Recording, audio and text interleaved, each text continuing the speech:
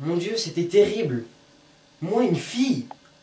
C'est si étrange, si bizarre. Tout est si flou dans ma tête. Suis-je normal, docteur, ou dois-je me faire interner? Vous inquiétez pas, vous êtes tout à fait normal. La plupart du temps, les rêves n'ont aucune cohérence avec la réalité. Ah oui, pourquoi? Parce que d'abord, il faudrait que vous compreniez d'abord comment marche le sommeil, mais c'est 50 € l'heure et c'est pas facile. Eh bien écoutez, tant pis. Je serai plus pauvre, mais au moins, je m'endormirai en bête. Très bien. Demandons alors à un de mes amis qui pourra mieux nous conseiller. Bonjour. Ensemble, nous allons essayer de définir ce qu'est le sommeil. Mais pour cela, il faut d'abord étudier les différents types de sommeil. Les connaissez-vous? En tout cas, vous les parcourez chaque nuit. En 1928, le psychiatre allemand Hans Berger a créé l'électroencéphalogramme. Cet appareil sert à mesurer l'activité électrique du cerveau. Attends, pas si vite. Quel est le rapport entre cet appareil et le sommeil? Attends un peu, tu sauras. En étudiant l'activité électrique du cerveau, le psychiatre Hans Berger a découvert qu'il était organisé de manière cyclique. Il s'agit d'une suite de 2 phases d'environ 90 minutes en tout. D'abord, il y a le sommeil lent, qui dure de 60 à 75 minutes.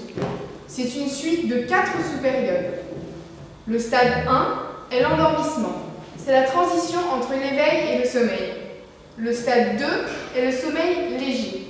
C'est un stade où le sommeil est confirmé, même si beaucoup de personnes pensent ne pas dormir. Les stades 3 et 4 représentent le sommeil profond. Il occupe 20 à 30% du temps de sommeil.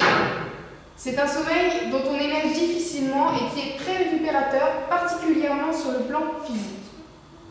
Après ce sommeil, on entre dans une phase de sommeil paradoxal. Depuis les travaux de Michel Jouvet, ce sommeil est intimement lié au rêve. Et sa fonction est surtout évoquée dans le mécanisme de l'équilibre psychique et dans les processus de mémorisation. C'est le moment où l'on récupère de la fatigue nerveuse.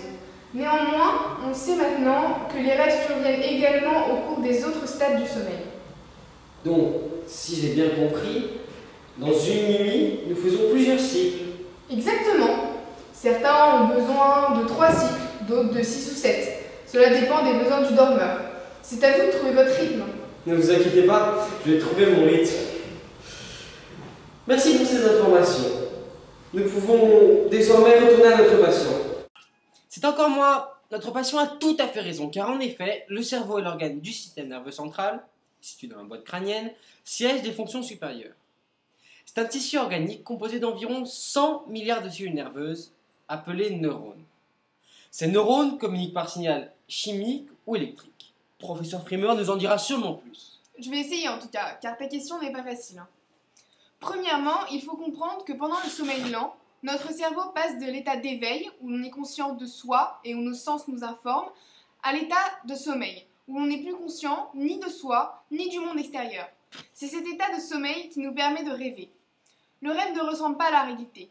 S'il n'est pas dépourvu d'une certaine cohérence, son absurdité nous saute aux yeux lorsqu'on se réveille. Dans l'immense majorité des cas, voire dans tous les cas, le rêve est visuel. Les rêves sonores sont moins fréquents, 45% des rêves. On y éprouve des sensations tactiles et corporelles dans 35% des cas. C'est donc à l'intérieur des régions du cerveau chargées de l'analyse des images que la recherche sur le rêve porte. Ceci paraît assez logique, car la vision est le sens le plus développé chez l'homme. Or, la région la plus active lors du rêve se trouve à la base des lobes temporaux et occipitaux, régions spécialisées dans le traitement des images. Lorsque la rétine enregistre une scène, elle la transforme en signaux électriques qu'elle transmet ensuite, par le nerf optique, aux aires visuelles primaires du lobe occipital. Oula, attends. Comment sont transmis ces messages électriques? Attends, je dois avoir une maquette quelque part. Ah, là voilà. Voici un neurone. Il reçoit un message électrique qu'il dirige ensuite à travers l'axone jusqu'au bouton synaptique. Arrivé au bouton synaptique, le message stimule les bulles de neurotransmetteurs. Ces bulles libèrent les neurotransmetteurs. Ces derniers traversent l'espace synaptique pour arriver sur l'autre neurone. Le signal transmis se fait à travers des molécules, il est donc chimique. Le message électrique transmis est ensuite acheminé vers d'autres neurones et ainsi de suite jusqu'à la moelle épinière, puis le cerveau.